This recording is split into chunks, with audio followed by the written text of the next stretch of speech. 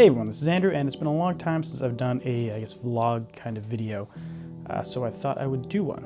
One reason is because I wanted to test this new green screen I got set up, and it's made for this kind of material.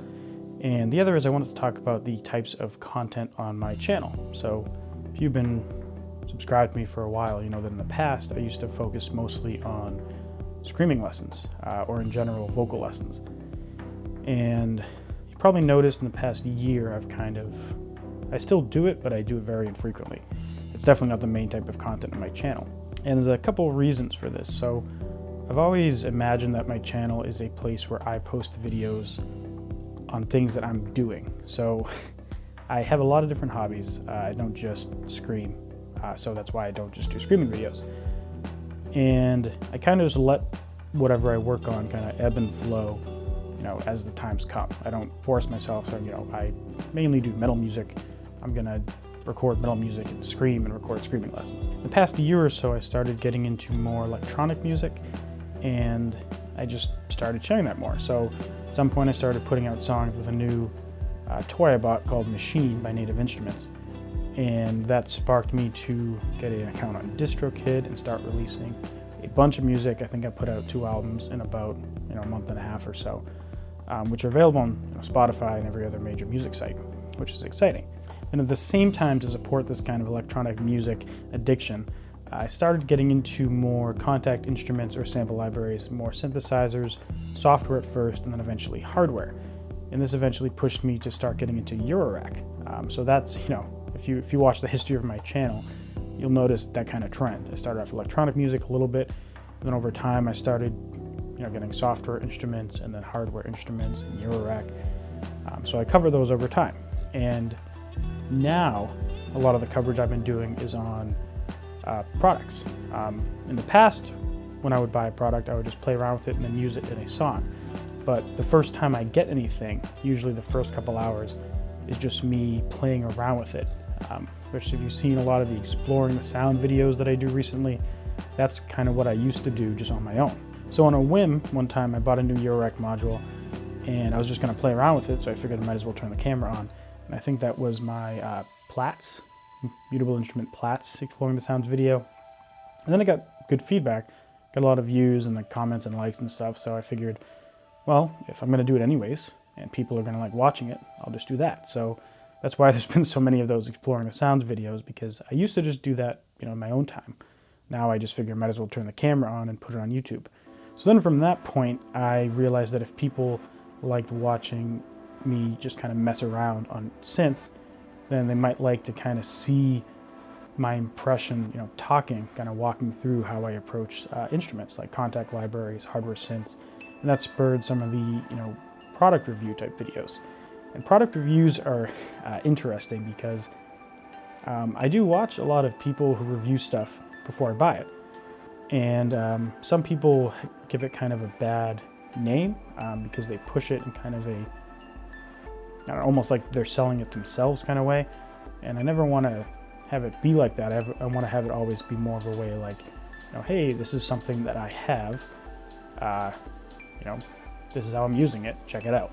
So that's my take on that. But they're kind of weird because you're reviewing a product and you're not selling it, but sometimes people feel like you are. So I haven't had any people say that on my channel, which I'm very glad, because I don't want to ever give that impression that I'm trying to promote anything in that way. I would never promote anything if I didn't feel it was actually good. So that's how the new kind of reviews are kind of going.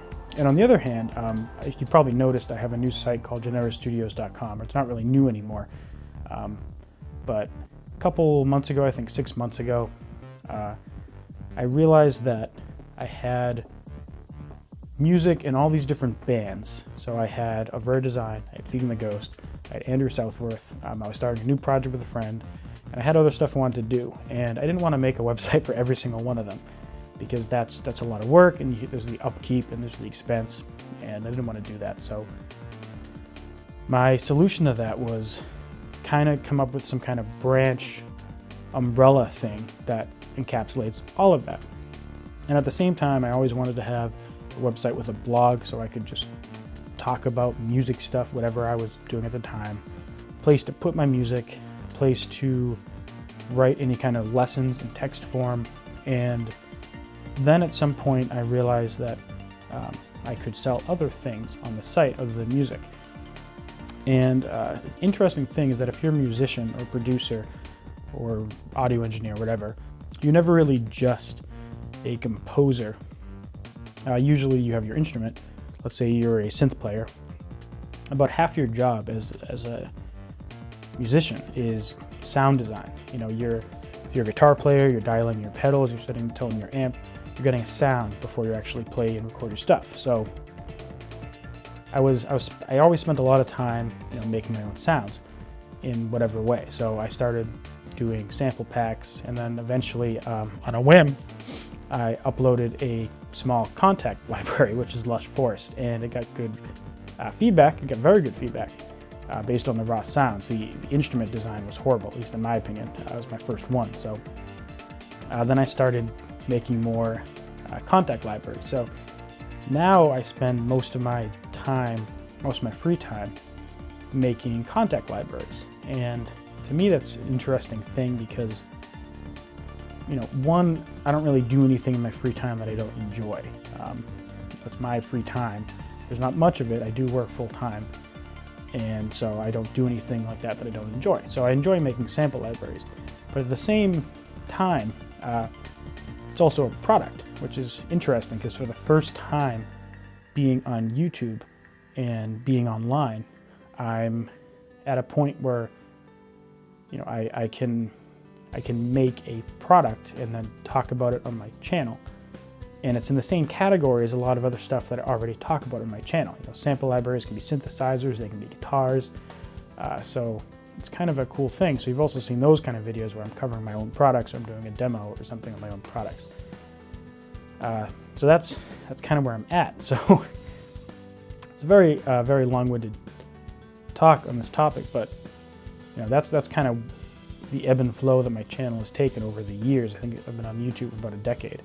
Started off with guitar, went to vocals, went to synthesizers, went to my own products and product reviews, and I think about it, and it's like I can't pinpoint a thing that I have constant across on my channel. The only thing that's constant is that it's always just been me sharing whatever I'm into at the time. So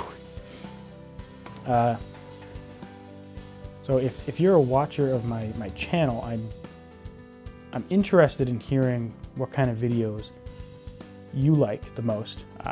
If you watch my content regularly or infrequently, if you ever see one of my videos, what's the video you see that makes it go, oh, I'm going to watch this? And what does it have to have for you to actually like it? And if it's the first time you've seen my videos are not normally like this. I don't normally just talk in front of a camera. I'm usually doing a screen grab or I'm just sharing music that I've composed. So, yeah. But yeah, I'm interested in hearing if you watch my content, why? What do you watch it for? On one end, I care what people are watching because I do a lot of stuff. I don't have to share it all. I can just share the stuff that people want to see. But my approach has always been just share everything because, otherwise you never know, So on one end, I care because I want to know what people want to see. On the other end, I don't because it's my channel and I put up whatever I'm interested in. So I'm still interested in hearing what people like because, there's a degree that I can focus my content. I do say that I'm going to upload videos every single Friday.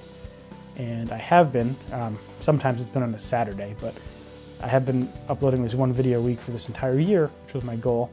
Only a couple weeks left, so hopefully I make it. But yeah, I'm trying to think of where I can push my channel for the next year, because doing the videos every week has been like a huge improvement, in all the rating systems for your channel, like watch time and views and subscribers, and we're getting close to 10,000, and I'm just thinking for 2019, what's my goal? I don't just want to say, 2 videos a week. I want it to be something better than that.